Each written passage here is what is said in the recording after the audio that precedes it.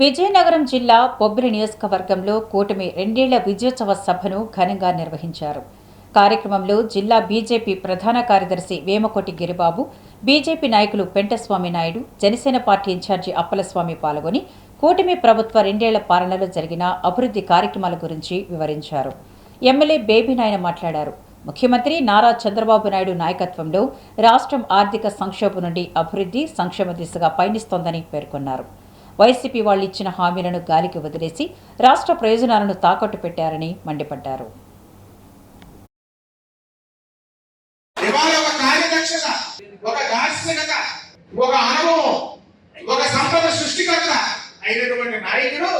మన రాష్ట్రాన్ని పరిపాలిస్తే ఏ విధంగా పెట్టుబడులు పరిగెడతాయో, పెట్టుబడుల వరద ఏ విధంగా రాష్ట్రానికి వస్తాయో, అభివృద్ధి సంక్షేమం రెండు ఒక కళ్ళుగా 2014-24 మధ్యన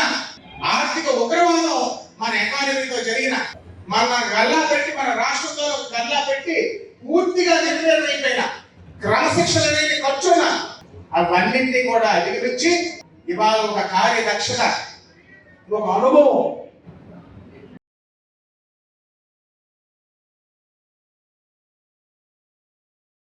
ఇవాళ ఒక కార్యదక్షత,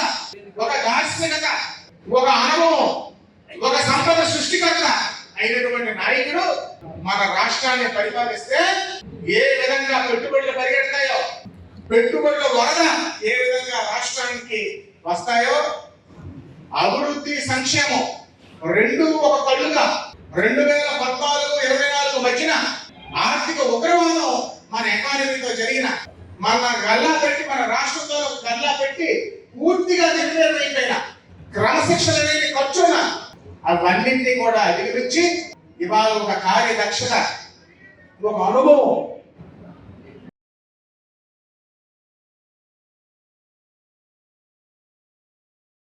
ఇవాళ ఒక కార్యదక్షత, ఒక